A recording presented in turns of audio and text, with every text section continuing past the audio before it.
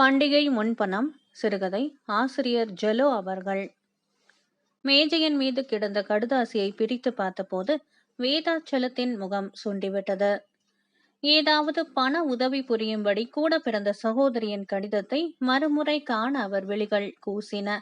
சுற்றம் என்றால் பிடுங்கல்தான் என்று வெறுப்புடன் முணுமுணுத்துக் கொண்டு மேல் துண்டினால் வியர்வை கசிந்த நெற்றியை துடைத்துக் கொண்டிருந்த வேளையில் வெளிவாசலில் எதிர்பாராத சமயத்தில் இஸ்மாயில் நின்று கொண்டிருப்பதை கண்டதும் வேதாச்சலம் திகைத்து போய்விட்டார். என்ன இஸ்மாயில் சாஹேப், திடுதிப்பென்று காட்சி அளிக்கிறீர்? சற்று கலவரத்துடன் தம் குமாஸ்தாவை வேண்டா விருப்பத்துடன் வரவேற்றார் வேதாச்சலம். அடுத்த வாரம் ரம்ஜான் பண்டிகை வருகிறது, இழுத்தார் இஸ்மாயில். ரொம்ப சந்தோஷம். பண்டிகையை ஜாம் ஜாம்னு கொண்டாடும் ஐயா. அவரவர் மதம் சீரழிய கூடாது என்றால் இந்த மாதிரி பண்டிகைகளின் மகத்துவத்தை காப்பாற்றுவது மனித குலத்தின் கடமையாகும். குறிப்பாக இந்த காலத்தில் சாஹேப், ரம்ஜான் பண்டிகை ஜமாய்த்து தள்ளும் என்று உணர்ச்சி வசப்பட்டு பேசிவிட்டார் வேதாச்சலம். செலவுகள் கையை கடிக்குது சார், பற்களை இழித்தார் இஸ்மாயில். நேற்று தானே சம்பளம் வாங்கி கொண்டீர்? அவரிடம் சல் என்று எரிந்து விழுந்தார் வேதாச்சலம்.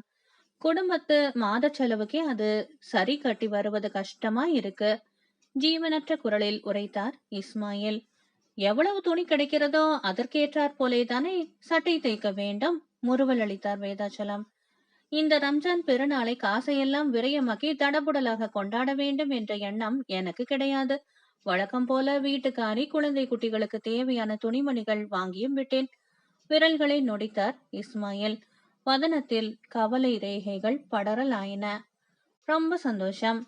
வருஷா வருஷம் இந்த பண்டிகை நாளன்று தவறாது பூர்த்தி செய்து வரும் அந்த என் அந்தரங்க ஆசை இந்த வருஷமும் நிறைவேற வேண்டும் என்ற எண்ணம் தான் என்னை காபரா பண்ணுது சார். சொல்லு, ஸ்ரத்தையின்றி சொன்ன வேதாச்சலம் சாய்வு நாற்காலியில் சாய்ந்தார். ஒரு புது சர்வாணி கோட்டு தைத்து அணிந்து கொள்ள வேண்டும் என்ற ஒரே ஒரு ஆசை சார், பற்களை இழித்தார் இஸ்மாயில். அப்படியா? முகவாய் கட்டையை மேலும் கீழுமாக அசைத்தார் வேதாச்சலம், பார்வையை வேறு திசையில் திருப்பிய வண்ணம். அதற்காக 50 ரூபாய் தேவைப்படுகிறது. தயவு கூர்ந்து நீங்கள் அதை எனக்கு பண்டிகை முன்பணமாக அளித்து விட்டால் நான் ரொம்ப ரொம்ப கடமைப்பட்டவனாவேன் சார். 50 ரூபாயா? தேள் கொட்டினார் போல துள்ளி எழுந்தார். ஆமாம் சார், பின்தொடர்ந்தார் இஸ்மாயில். நேற்று தானே சுளை சுளையாக மாத சம்பளம் வாங்கி கொண்டீர், இன்றைக்கு முன்பணம் வாங்க வந்து விட்டீராக்கும். சபாஷ்! குரலை உயர்த்தி கொக்கரித்த வேதாச்சலம், சாஹேப், இப்போது நம்ம கம்பெனி இருக்கிற நிலைமை எனக்கும் உமக்கும் தெரிந்த விஷயம் தானே என்றார். சார், கைகளை பிசைந்தார் இஸ்மாயில். நிலைமை அப்படி இருக்க என் வீட்டுக்கே வந்து விட்டீரே சாஹேப். வருஷத்துக்கு ஒரு தடவை வருகின்ற புனித பெருநாள் சார். அந்த நாளன்று யாருடைய உள்ளமும் ஏக்கத்தில் அவதிப்படக்கூடாது என்ற நல்ல எண்ணத்துடன் தான் உங்கள் வாசல் படிகளில் ஏறினேன். இவ்வளவு மன்றாடும் போது நான் என்ன செய்வது? சரி, 20ஓ 30ஓ வாங்கிக் கொள்ளும். வேதாச்சலத்தின் குரலில் கண்டிப்பு தொனித்தது. இஸ்மாயில் வேதாச்சலத்தையே பார்த்து கொண்டிருந்தார். அவர் இமைகளை இறுக மூடிக்கொண்டார். சார், அன்பு கூர்ந்து நான் கேட்டபடி 50 கொடுத்து விடுங்கள். மாதா மாதம் 10 10ஆக என் சம்பளத்திலிருந்து கழித்து கொள்ளுங்கள் என்று கெஞ்சினார் இஸ்மாயில். சாஹேப், நீர் என்னை விடமாட்டீர் போலும், இங்கேயே இரும் என்று சொல்லிக்கொண்டே அறைக்குள் நுழைந்த வேதாச்சலம் மறுகணம் பணத்தை கொண்டு வந்த இஸ்மாயிலின் கைக்குள் திணித்தார். சாஹேப், நீங்கள் கேட்டபடியாக கொடுத்து விட்டேன். இனிமேல் வருஷா வருஷம் இந்த தொல்லையை எனக்கு வைத்து விடாதீர் என்று வரட்டு சிரிப்பை எழுப்பினார் வேதாச்சலம். சார், ஒரு தாழ்மையான வேண்டுகோள் என்று பணிவுடன் தொடர்ந்தார் இஸ்மாயில். சொல்லும், சீறினார் வேதாச்சலம். பெருநாள் பண்டிகை என்று இந்த ஏழையின் இல்லத்துக்கு முதலாளி விஜயம் செய்ய வேண்டாம். கட்டாயம் வருகிறேன் சாஹேப். நீர் உடனே வீடு திரும்பி மற்ற காரியங்களை எல்லாம் கவனியும்.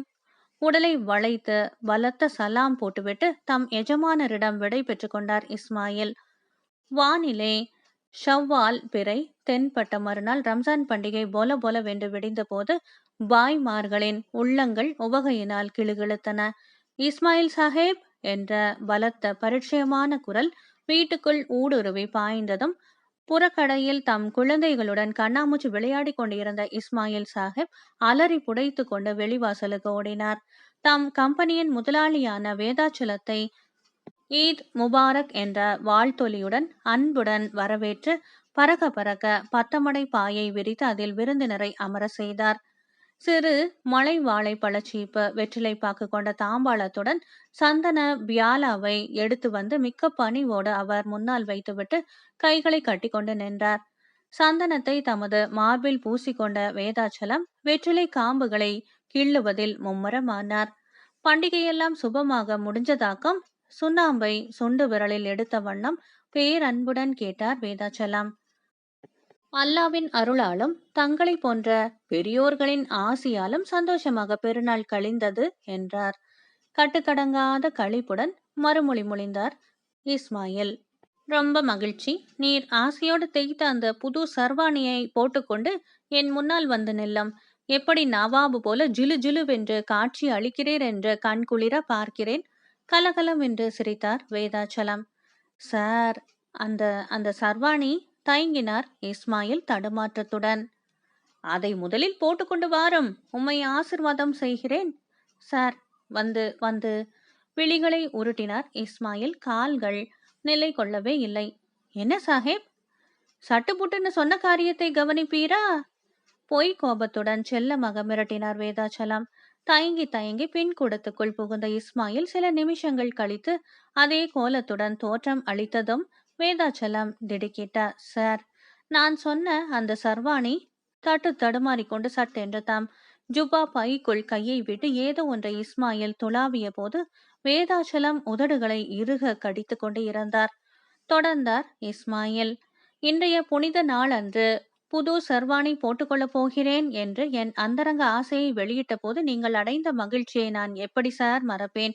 உங்களிடம் பண்டிகை முன் பணம் வாங்குவதற்காக நான் அன்றைய தினம் ஆடினது பொல்லாத நாடகம் சார்.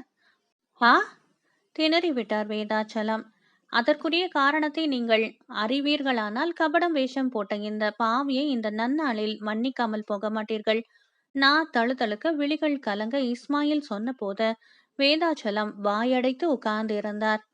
சார், தொடர்ந்தார் இஸ்மாயில், மாத சம்பளத்தை என் வீட்டுக்காரியிடம் முதல் தேதி அன்றே நான் கொடுத்து விடுவது வழக்கம். அந்த பேதை எவ்வளவோ அல்லல் பட்டு குடும்ப சம்ரட்சணைகளை நடத்தி வருவது எனக்கு தெரியாத விஷயமல்ல. பண விஷயத்தில் அவள் காட்டுகின்ற சிரத்தை கண்டிப்பை ஒரு நாளும் மீறாதவன் நான். என் தாய் தந்தையர் வழியிலே 5 தூர பந்துகள் இருக்கிறார்கள் சார். பரம ஏழைகள். வருஷா வருஷம் இந்த ரம்ஜான் பண்டிகை வரும் பொழுதெல்லாம் என் மனைவிக்கு தெரியாமல் அவர்கள் ஒவ்வொருவருக்கும் 10 ரூபாய் நான் அனுப்பி வருவதை கடமையாக மேற்கொண்டு இருந்தேன். இந்த வருஷம் எதிர்பாராத செலவுகளினால் அந்த கடமையை நிறைவேற்ற முடியாமல் தவித்த போதுதான் உங்களை நேரில் சந்தித்து சர்வாணி தைத்து அணியப் போவதாக நெஞ்சறிய பொய் சொல்லி கபட நாடகமாடி பணத்தை வாங்கி கொண்டேன்.